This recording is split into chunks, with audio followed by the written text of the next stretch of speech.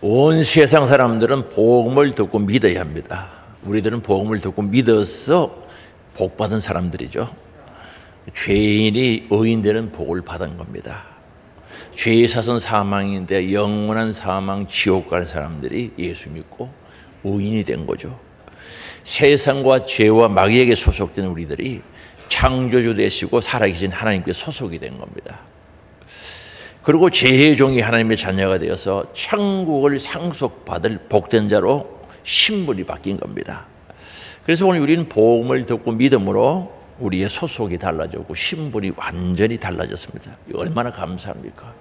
정말 복음을 알고 체험하게 되면 감사가 끊어질 수가 없는 겁니다. 그런데 사도 바울은 오늘 본문 말씀 속에서 복음에 합당한 생활을 하라고, 복음에 합당하게 생활하라고 말씀하고 있습니다.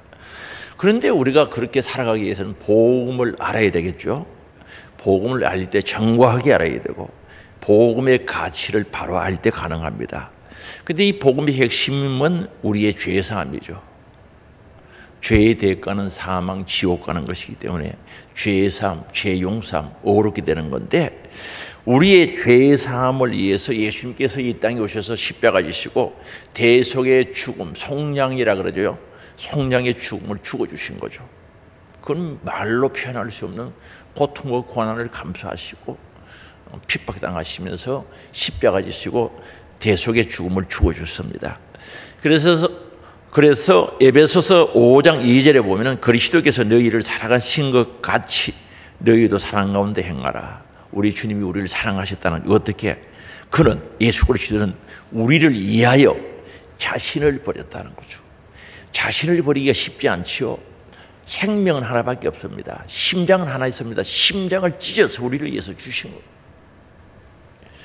그래서 자신을 버리사 향기로운 제물, 하나님께서 받으실 향기로운 제물이 되었다는 거죠.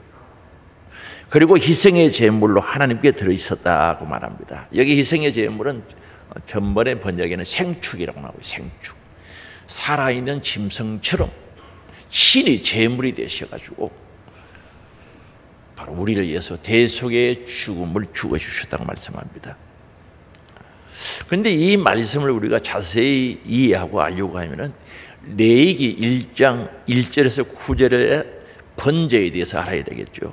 번제는 올라간다는 뜻을 가지고 있는데 생축을 잡아서 짐승을 잡아 희생의 제물을 불에 태워 그 냄새를 하나님께 피워 올려야 하는 제사가 바로 번제에 해당합니다. 그런데 이 번제를 드림에 있어서 6가지 절차가 있는데 그 첫 번째 절차는 제물은 흠없는 수송아지를 끌고 와야 되는 거죠. 누가?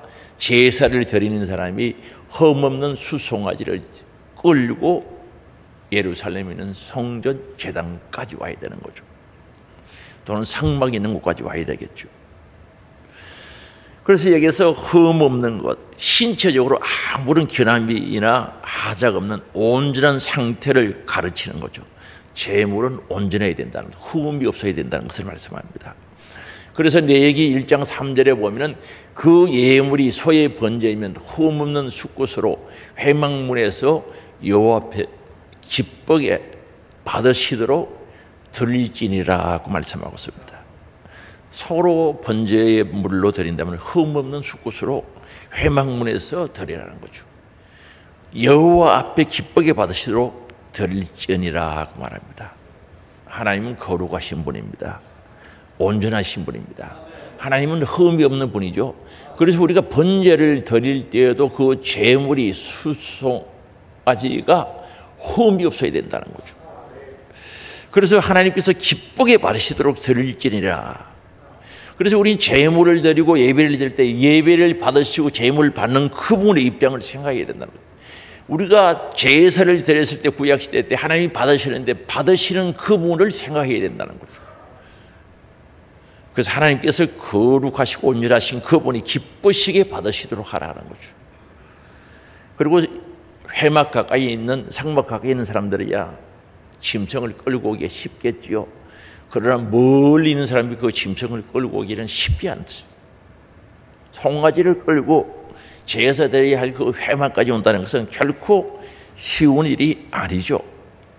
그래서 흠없는 숫송아지를 바로 끌고 오라, 가지고 오라는 거죠. 그러면 두 번째 어떻게 하는가?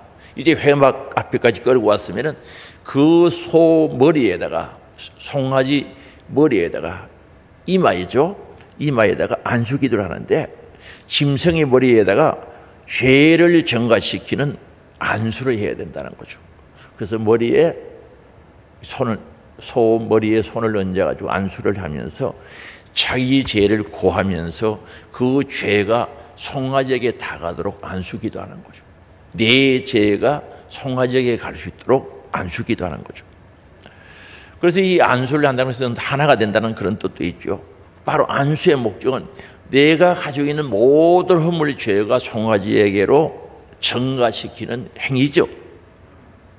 그래서 레위기 1장 4절에 보면은 그는 번제물의 머리에 안수할지니, 안수하라는 거죠. 그리고 여기서도요, 그를 위하여 기쁘게 받으심이 되어 제사를 드리는 그를 위하여 기쁘게 받는다는 거죠. 그러면은 안수할 때 우리 하나님 왜 그렇게 기쁘게 받으시는가? 왜 그렇게 좋아하시는가? 기뻐하시는가? 오늘 우리의 죄를 사하고 용서해 주시기 위해서 우리 죄를 송아지에게 전가시킬 때 하나님 그걸 기쁘게 보신다는 거죠. 저자가 오늘도 제사 드리는 저 사람이 죄 사함받는 그 은혜를 너무너무 기뻐하신다는 거죠. 그래서 그를 위하여 기쁘게 받으심이 되어라고 말합니다.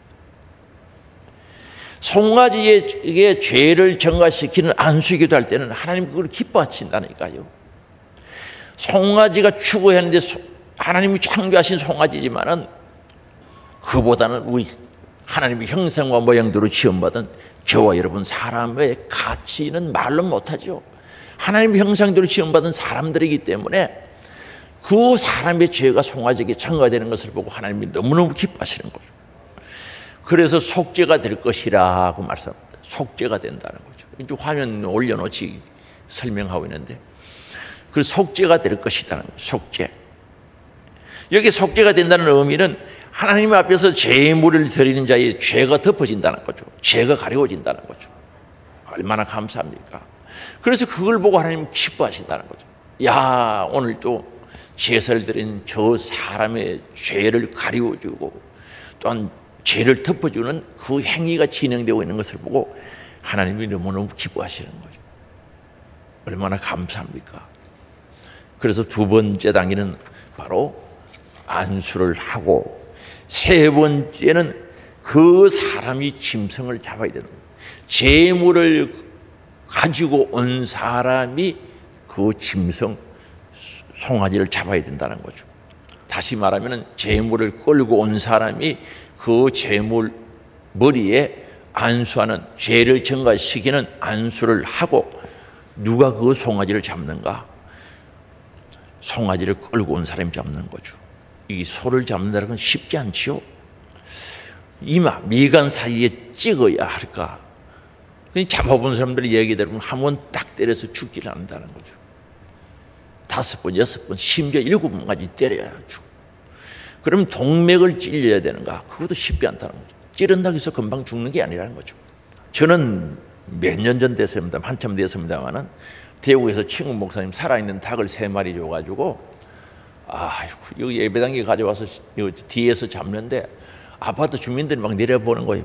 닭 소리가 막 나고 하니까 이게 반쯤 죽었는가 싶었는데 살아가 팍 끓이고, 야, 닭 한 마리 잡는데도 그렇게 힘들더라니까요. 그래서 다시는 주면은 살아있는 걸 안 가져와야 되겠다는 그런 생각. 살아있는 거 가지고 잡는데 고생해요. 털 뽑는 건 털 뽑는 거지만은 이게 죽은 줄 아는데 막 살아가지고 팍 막 하니까 아파트 주민들이 보지 진짜 힘들더라는 거예요. 그런데 송아지 잡는 거 한번 생각해 보세요. 이마에 미간에 때려야 될지 한 번만에 되겠어요? 전문가도 아닌데. 동맥을 끊어야 되는지 어쨌든 잡는 것이 쉽지 않다는 거죠. 그래서 이 구약의 제사는 잔인하죠. 피해 제사죠.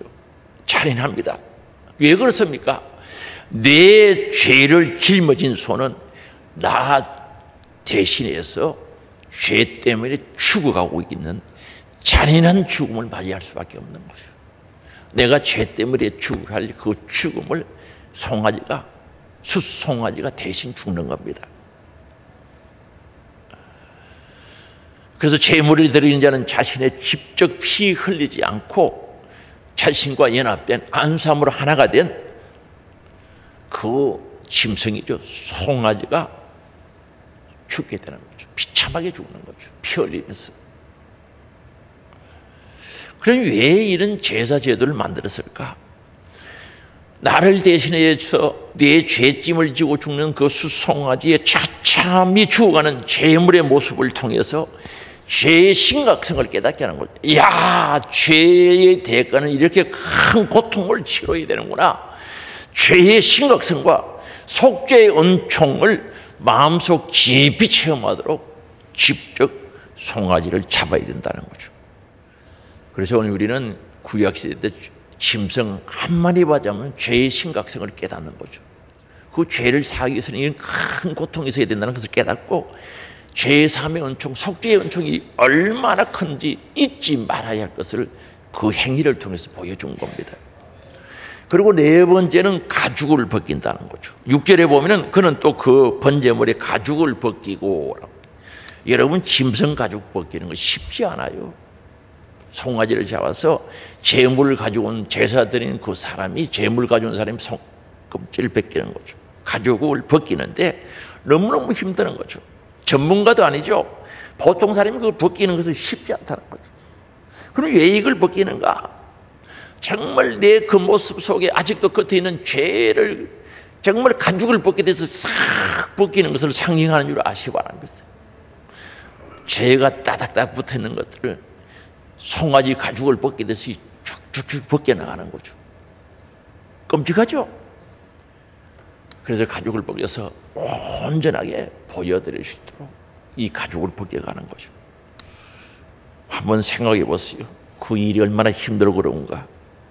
완전히 자기 희생을 통해서 번제를 드리는 정신에 맞도록 가죽 벗겨내고 깨끗하게 죄를 껍질을 벗기듯이 가죽을 벗기듯이 싹싹 벗겨내는 그 모든 행위를 보여주고 있지 않습니까? 그래서 우리는 하나님께서 원하시는 제사는 온전한 마음이 담긴 전적인 헌신, 깨끗하고 정결한 거룩한 헌신을 요구하고 있다는 사실을 알 수가 있습니다. 그리고 6절에 보면은 각을 뗄 것이요라고, 각을 떼라는 거죠. 각을 떼라는, 각을 떼고. 그래서 이 각을 뗀다는 것은 여러 조각으로 자른다는 뜻인데 짐승의 뼈 마디마다 딱딱딱 꺼내서 정리하는 거죠. 저미는 일을 하는 거죠.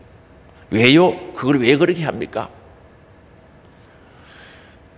재물을 불태울 때 온전히 다 태울 수 있도록 잘 탈 수 있도록, 그리고 빠짐없이 하나도 남김없이 번제물로 그대로 드려지는 일을 위해서 각을 떼고 라고 말합니다. 그리고 이제 이어서 7절 이하에 보면요, 내장은요 싹 씻으라는 거죠. 내장은 그 내장과 정강이는요 소가 꿀안과 하기 때문에 그 굳은 살이 배어 있는 거죠. 그래서 이 내장을 잘 씻어서 안에 내장 속에 있는 더러운 오물들을 싹 깨끗이 씻고, 정강이는 꿀안과 하기 때문에 이게 아주 딱딱하죠. 그걸 전부 벗겨내라는 거죠. 오늘 우리 마음속에 있는 속속들이 있는 죄요, 내장 식탁이 싹 씻어내야 되는 거예요. 이 죄가 굳은 살이 배긴 그 전부 정강이를 물로 씻되 싹싹 벗겨내라는 거죠. 이런 고통이 내가 해야 할 모든 일들을 누가 하는 겁니까? 송아지가 했다는 거예요. 숫송아지. 그래서 이제 여섯 번째로 그 제물을 번제단 위에 올려서 태우는 거죠. 그 9절 후반부에 보면 나옵니다. 9절 후, 그 전부를 제단 위에 불살라 번제를 드릴지니 이는 화제라 여호와께 향기로운 냄새니라 말합니다.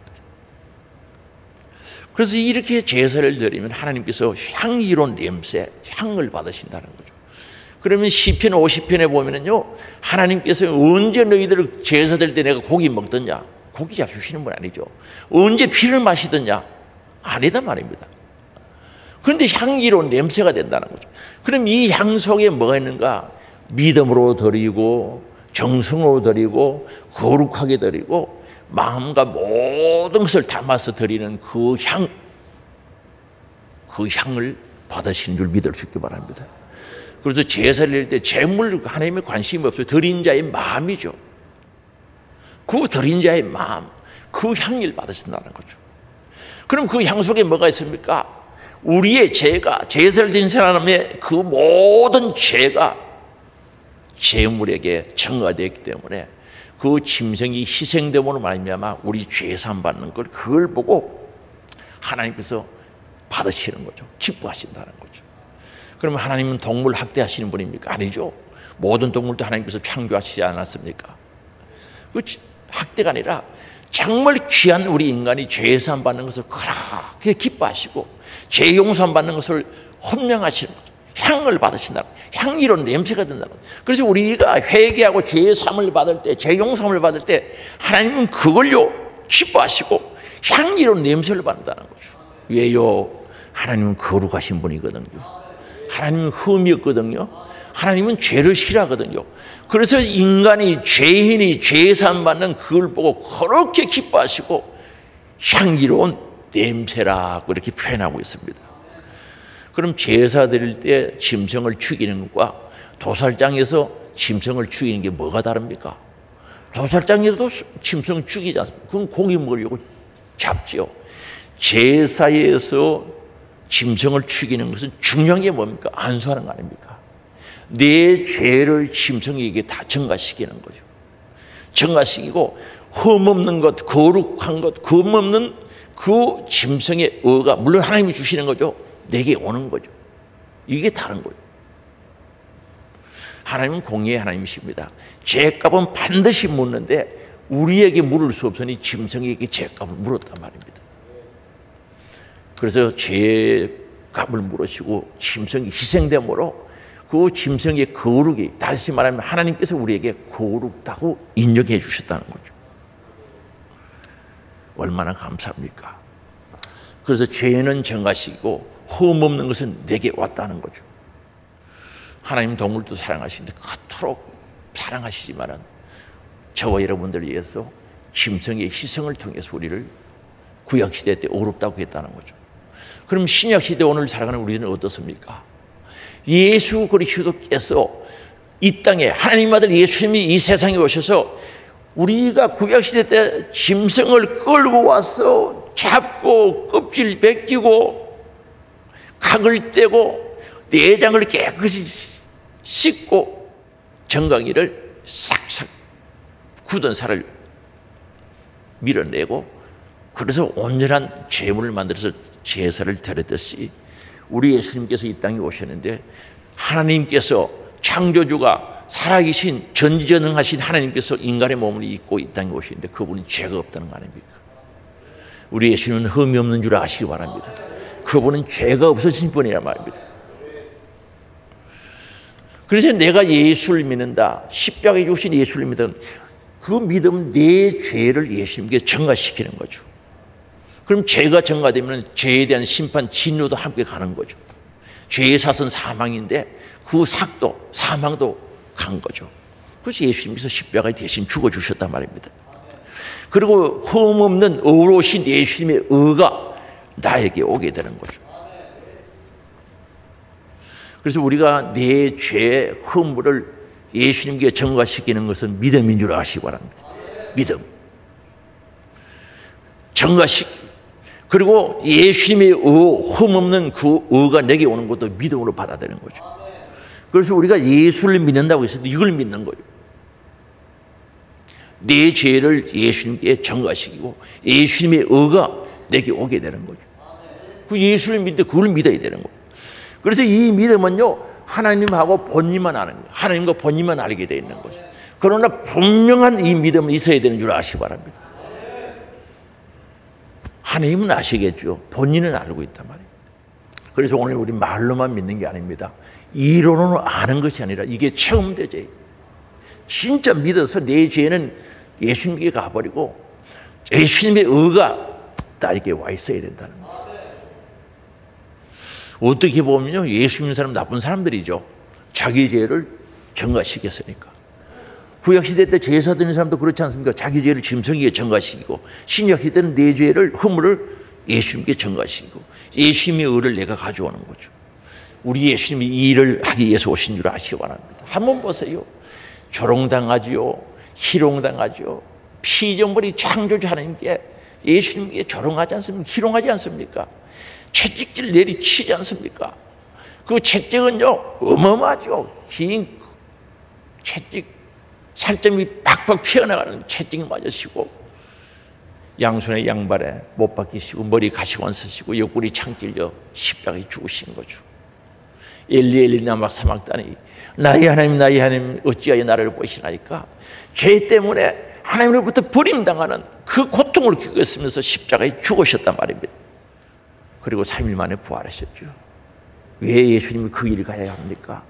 창조주가, 전지전능하신 하나님이 왜 그 일을 가야 됩니까? 우리 죄를 속게 해주시기 위해서 십자가의 길 가신 줄 믿으시기 바랍니다. 그럼 복음이란 뭔가?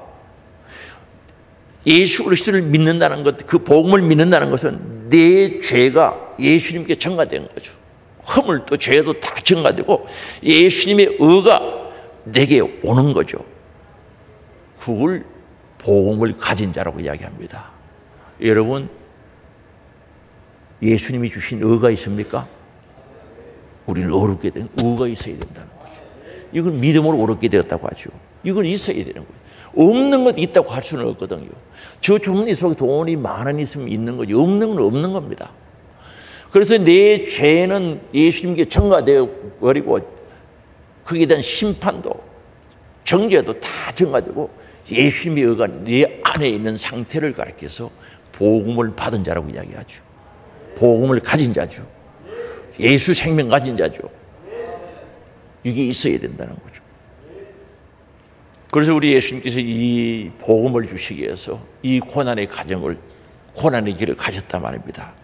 그래서 우리가 복음을 알면요, 복음의 가치를 알게 되어 있습니다. 값없는 복음이 아닙니다. 시시한 복음이 아닙니다. 정말 예수님께서 고통과 생명을, 하나밖에 없는 신명을 찢어서 우리에게 주신 복음이란 말입니다. 그래서 우리는 이 복음의 가치를 알면은 우리는 너무 감사하고 고마워서, 너무 귀한 것이어서 함부로 살 수 없죠. 그래서 오늘 말씀 속에 복음에 합당하게 생활하라고 말씀하고 있습니다. 복음이 체험되어지고 복음을 가진 자는요, 그 가치를 알게 되고 함부로 살 수 없는 거죠. 복음에 합당하게. 그리스도는 예수 그리스도를 통해서 구원받고 거룩한 삶을 살아가야 된다는 거죠. 그래서 여기에 복음은 우리를 죄 용서해 준 것 아닙니까? 하나님의 의를 주신 거죠. 죄 사함받은 그 은혜를 감사하면서 하나님께서 주신 의를, 올리바람을 지켜가야 된다는 거죠. 그게 복음에 합당하게 생활하는 거죠. 그래서 오늘 우리는 거룩함을 잃지 말아야 되고, 주님이 주신 의로움을 잃어버리지 않아야 되고, 지켜야 되고, 가져야 되고, 그러므로 우리는 복음에 합당하게 생활한다는 말이 그 말이죠. 그래서 이 복음을 가진 자는, 하나님의 의를 가진, 예수님께서 주신 의를 가진 자는요, 감사하며 살아가죠. 그죠? 힘들고 그래도 감사합니다. 잘 때고 형통할 때도 감사, 안 되고 힘들 때도 감사. 왜? 이건 절대적인 감사가 나올 수밖에 없는 겁니다. 고난과 역경이 있어도 감사. 이건 변할 수 없는, 바뀔 수 없는 생명, 예수 생명.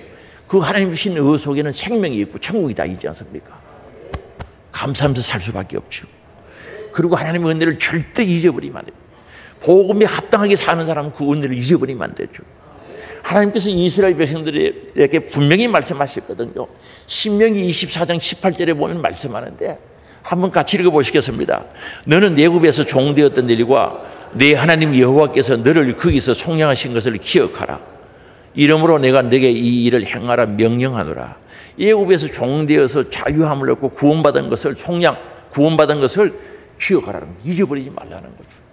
오늘 우리는 은혜 받은 거, 의인된 거, 죄 용서받고 사함받은 거 잊어버리면 안 되는 거예요. 늘 복음에 감사할 수 있기 바랍니다. 복음 주심에 감사. 그 복음에는 소망이 있고 천국이 있고 영광이 있지 않습니까? 그걸 꼭 잡아야 돼요. 놓칠 수 없는 겁니다. 고난과 환난과 역정이 와도 놓칠 수 없는 거예요. 그 복음을 어떻게 놓칩니까? 복음을 꽉 잡고 생활하라. 천국 시민답게 살아라는 거죠. 이제 하나님의 자녀가 되고 하나님의 백성이 되었으니 천국 시민이 되었으니 천국 시민답게 살아라. 생활하라 라고 말씀하고 있습니다. 이 은혜가 우리에게 있기를 원합니다. 그 다음에 복음을 위하여 협력하라고 말씀하고 있습니다. 27절에 보면 오직 너희는 그 시대의 복음에 합당하게 생활하라. 이는 내가 너희에게 가보나 떠나 있으나 그 다음 너희가 일심으로 한 마음으로 한 영혼으로 서서 한 뜻으로 한 목적으로 복음의 신앙을 위하여 협력하는 것과 라고 말합니다. 한 마음을 품고 한 목적을 가지고 복음에 협력하라는 거죠. 복음의 신앙을 위하여 협력하라. 감사하지 않습니까? 오늘 우리 복음의 신앙을 가졌습니다. 복음을 가진 자는 복음의 믿음, 신앙을 가졌죠. 그럼 그 일에 협력하라는 거죠. 그럼 복음을 위해 산다. 복음의 일에 협력하라. 영혼 살리는 일에 협력하라는 거죠. 생명 살리는 일에 협력하라. 교회의 최고의 목적이 뭡니까? 영혼 살리는 거죠. 영혼 구원하는 거. 이 일에 협력해야 된다는 거죠. 구경꾼 되지 말고 협력자가 되시길 바랍니다. 함께하는 자가 되기를 원합니다. 분열과 다툼이 아니라 복음을 위하여 한 마음으로 한 목적으로 나가라. 전투하라라는 거죠. 투쟁하라는 말도 여기 포함됩니다. 그렇습니다. 우리는 복음을 위하여 복음의 신앙을 위하여 협력, 전투하고 투쟁하면서 앞으로 나가서 이 일들을 이루어가야 될 줄 믿을 수 있게 바랍니다. 그러지 못하면 빼앗기거나 잃어버릴 수 있다는 거죠. 복음을 잃어버리면 안 되죠. 빼앗기면 안 되죠. 하나님께서 우리에게 교회에 주신 목적이 뭡니까? 복음을 위해서 협력하라고 주신 줄 믿을 수 있게 바랍니다. 교회의 머리는 예수 그리스도, 우리는 그의 지체거든요. 손발, 콧눈은 주님을 중심으로 해서 협력해 함께 일할 때 건강한 사람이 되는 겁니다. 제가 이 손에 잠을 잘못 잤는데 이 팔이 잘 안 올라가요. 옷 입을 때도 이 겨우 있거든요. 지금 많이 좋아졌는데 이 잘 때 이렇게 잤는지 지금도 아프네요. 이게 말을 안 들어요. 그래서 옷도 제대로 못 입을 때가 있는 거죠. 이건 안 좋은 모습이죠. 건강하지 않다는 증거죠.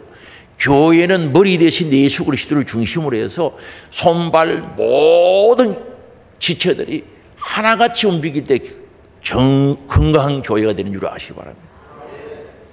그게 그 일에 우리가 협력해야 된다는 거죠. 한번 보세요. 아담과 하와는 죄 짓는 일에 협력했어요.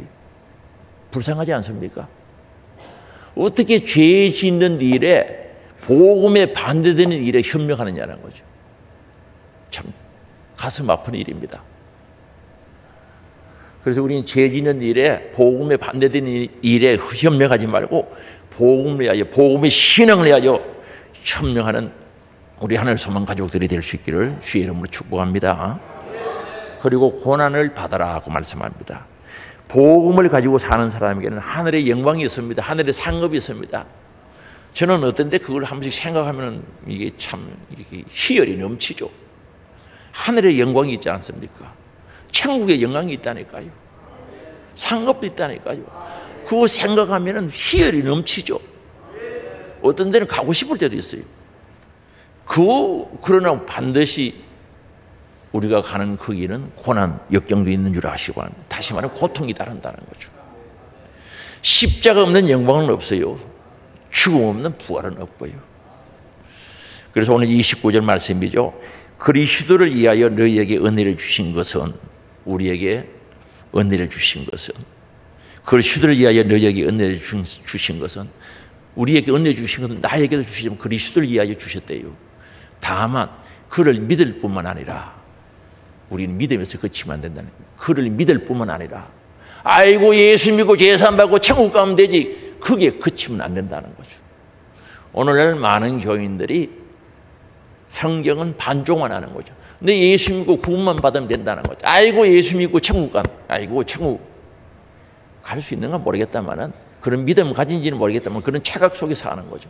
예수 믿고 구원만 받으면 된다는 거죠. 오늘 분명히 29절에는 그게 아닙니다. 다만 그를 믿을 뿐만 아니라 또한 그를 위하여 뭐 하라고요? 고난도 받게 하라 하심이라. 이건 안 받아들이면 안 되는, 받아들여야 되는 거죠. 예수 믿고 구원도 받고 죄사함도 받고 하나님의 자녀도 되고 거기서 그치지 말고 주를 위해서, 복음을 위해서 고난도 받아라는 거죠. 아멘. 크게 하소. 이 고난 받아라니까 왜 아멘을 안 해요? 집에 가시려고 그러나? 성경을 바로 알고 바로 믿어야지. 바로 알고 바로 믿어야지. 맨날 예수 믿고 천국 가는 것만 알고 있으면 안 된다는 거죠. 예수 믿고 천국을 가졌으면, 예수 믿고 죄의 사함을 받았으면 복음을 위하여, 복음의 신앙 생활을 위해서 고난도 받아라는 거죠. 그래서 이 복음 속에는 믿음으로 구원받는 것도 있고 또한 십자가의 길, 고난의 길, 고난도 있다는 사실을 알아야 됩니다. 그래서 우리는 믿음에서 그치지 말고 고난도, 힘들고 어려운 일도 함께 해야 된다는 거죠. 그래서 이 복음을 가진 자는 잘 때고 형통할 때도 오케이, 감사합니다. 힘들고 어려울 때도 복음을 가진 자는 감당할 수 있는 능력이 주님으로부터 와야 된다는 거죠. 그래서 로마서 8장 17절입니다. 자녀이면 또한 상속자, 곧 하나님의 상속자요. 우린 상속자래요. 하나님 자녀가 되었으니 상속자인데 하나님의 상속자라는 거예요. 그래서 천국을 상속받을 사람이라는 거죠.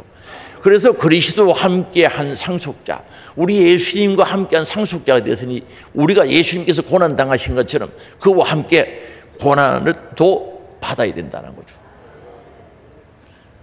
근데 어떻게 하늘의 영광은 받고 하나님의 나라 천국은 상속받는 것만 아는데 예수님이 당하신 그 고난은 왜 외면하고 안 받으려고 하느냐는 거죠. 예수 믿으면 고난이 있어요. 오늘도요, 교회 오는 게 힘들죠. 집에 있으면 편한데 자유로운 복장을 하고 편히 쉬고 있으면 좋을 텐데 오기 힘들죠. 새벽 기도해야지, 전도해야지, 말씀 순종해야지. 전도는 쉽습니까? 전도 가보세요. 환영하는 사람들도 있지만은 싫어하는 사람들도 있거든. 요즘은 그래도 뭐 아파트 전도 안 가면 잘못하면 진짜 별욕 다 얻어먹는 거죠. 띵동했다고. 고난이죠. 근데 18절입니다. 로마서 8장 18절에 보면 우리 같이 읽어보시겠습니다. 생각하건대 현재의 고난은 장차 우리에게 나타날 영광과 비교할 수 없다. 우리가 예수 믿고 복음을 위하여, 복음의 신앙을 위하여 고난당하는 거 이거요? 새벽 기도하는 거 고난? 아이고, 천국의 영광하고 비교가 안 되는 거예요. 믿어지는 역사가 있기를 원합니다. 하나님의 나라의 영광하고 비교 안 되는 거죠. 복음을 가진 자는 하늘의 영광도 함께 가지게 되어 있습니다. 내가 복음을 체험했으면 천국의 영광도 가지고 있는 거죠. 그래서 우리는 신앙생활을 하면서 복음을 위해서 합당하게 생활하고 그 일에 협력하고 그것 때문에 오는 고난을 잘 감당하라는 거죠.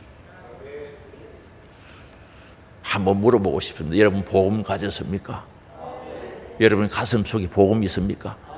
내놔보소. 우리 찬양 내원들 한번 내놔보소. 어디 있어요? 집에 놔두고 갔어요? 식당에 가지고 돈을 밥값을 내는데 돈 없는데 집에 놔두고 왔네. 아무 의미 없습니다. 있어야지. 이 복음은요, 이론으로 들은 것으로 알고 있는 것은 아니라 체험되어지고 내가 내 안에 천국이 있어야 되는 거예요. 있어요? 한번 내놔봐요, 빨리. 중국의 운남성이죠. 그게 집회 갔다가 하도 산골이고 그거는 해발이 보통 한 2,000m 넘죠. 2,000m, 2,700m 그런 데 살고 있는 분들인데 시골이죠. 예배를 드리면서 진짜 이분들이 예수를 믿는가 싶어서 이제 예수님에 대한 설교를 하고 예수 가슴에 있느냐고 물어보니까 있대요. 이 젊은 분 세 분은요, 막 있다고 막 하는 거. 그럼 내놔와라. 그러면 옷을 막 벗는 거 있죠. 그래서 그거 하지 마라 그랬어요. 옷은 벗지 말고 진짜 있느냐고 물어본 거죠. 그 얼굴에 그 확신 속에 있는 게 확실히 드러나는 거예요. 이야, 이분들도 예수 믿구나. 할렐루야, 감사합니다. 여기에도 복음이 살아있구나. 이들의 가슴에도 복음이 있구나. 믿어지더라니까. 얼마나 감사했는지. 그럼 복음 있어야 돼요. 그럼 내가 가고 있는 길은 어떤 길이냐는 거죠. 지금 내가 가고 길은 어떤 길인가? 진리의 길인가? 복된 길인가? 은혜 받는 길인가? 천국으로 가는 길인가? 생명으로 가는 길인가? 확인해 보셔야죠. 만약에 내가 가는 길이 생명의 길, 천국 가는 길로 가고 있다면 반드시 그 길은 좁은 길입니다. 절대 넓은 길이 아닙니다. 내가 지금 천국으로 생명의 길로 가고 있다면 그 길은 넓은 길입니다. 아니고 좁은 길이란 말입니다. 협착한 길인 줄 아시기 바랍니다. 고난과 역경과 어려움이 있다는 거죠. 이 길은 찾는 자가 적다 그랬어요. 마태복음 7장 13절을 우리 같이 읽어보시겠습니다. 좁은 문으로 들어가라. 멸망으로 인도하는 문은 크고 그 길이 넓어 그리로 들어가는 자는 많고 멸망의 문, 넓은 문은 가는 사람들이 많대요. 아이고 편안하게 예수 믿고 천국 가는 길이 없을까? 넓은 길로 가는 사람 많다는 거죠. 그 길은 멸망의 문이에요. 멸망의 문. 멸망의 길. 그 길은 넓어 그리로 들어가는 자가 많은데 좁은 문으로 들어가야지 멸망으로 가는 문으로 가면 안 된다는 거죠. 14절 같이 읽겠습니다. 생명으로 인도하는 문은 좁고 길이 협착하여 찾는 자가 적음이라. 그렇습니다. 내가 지금 천국 가는 길, 생명으로 가는 길로 가고 있다면 좁아요. 협착하다. 비좁고 가기 힘든다는 거죠. 찾는 자가 적다는 거죠. 오늘날요 어떻게 보면 넓은 문을 찾고 넓은 길을 찾고 있는 시대가 아닌가라고 생각해 보는 거죠. 제가 어떻게 하느냐고요? 우리 교인들 봐서도 알 수 있지만은 제가 부흥회 다니면서 보면은 보통 넓은 길을 찾고 있는 사람이 꽤 많아요. 그럼 제가 물어봐요. 우리 교인들, 오늘 성도님들 넓은 길을 원해요? 좁은 길을 원해요? 진짜입니까? 말씀 순종하는 길이 좁은 길입니다. 예수님께서 주신 의를 지키는 게 좁은 길인 줄 아시기 바랍니다. 주님이 십자가의 죽으심으로 주신 생명, 의를 지키는 것이 좁은 길이란 말입니다. 협착하다는 거죠. 찾는 이가 적다는 거죠. 그러나 오늘 우리는 이 길 가야 돼요? 넓은 길 찾아야 돼요? 어떤 길을 가야 됩니까? 분명히 말씀합니다. 한 번 더 읽어보고 마치겠습니다. 생명으로 인도하는 문은 좁고 길이 협착하여 찾는 자가 적으니라. 오늘 복음에 감사하는 자가 되기를 원합니다. 복음을 주심에 대한 감사가 있어야지. 자나 깨나 감사가 있어요. 그래서 이 복음에 합당한 생활을 하고 그 복음을 위해서 협력하는 자가 되어야지. 교회는 그 일을 협력하도록 교회를 주신 겁니다. 남녀 전도에도 예를 들어서 마찬가지입니다. 협력해야지. 복음을 위해서. 복음을 위해서 협력할 때 힘들고 어려운 고난이 있다는 거죠. 때로는 경제적인 손해도 있죠. 그것도 고난이죠. 그러나 영광이 되는 줄 믿을 수 있기 바랍니다. 내가 복음을 위해서 사용한 것만큼 내 생명을, 내 시간을, 내 물질을 사용한 것만큼 천국에 가면 내 것이 되는 줄 믿을 수 있기 바랍니다. 우리 사랑하는 하늘 소망 가족들이요, 사랑의 손을 잡고 성령이 하나 되게 하신 뜻을 따라 복음에 합당한 생활을 하는 저들이 되어 오늘도 진보, 성숙, 진보의 길을 갈 수 있는 우리들이 될 수 있기를 주의 이름으로 축복합니다. 우리 다 같이 주여 한번 부르고 회개할 것 회개하고 결단할 것 결단하는 통성기도 드리겠습니다. 주여!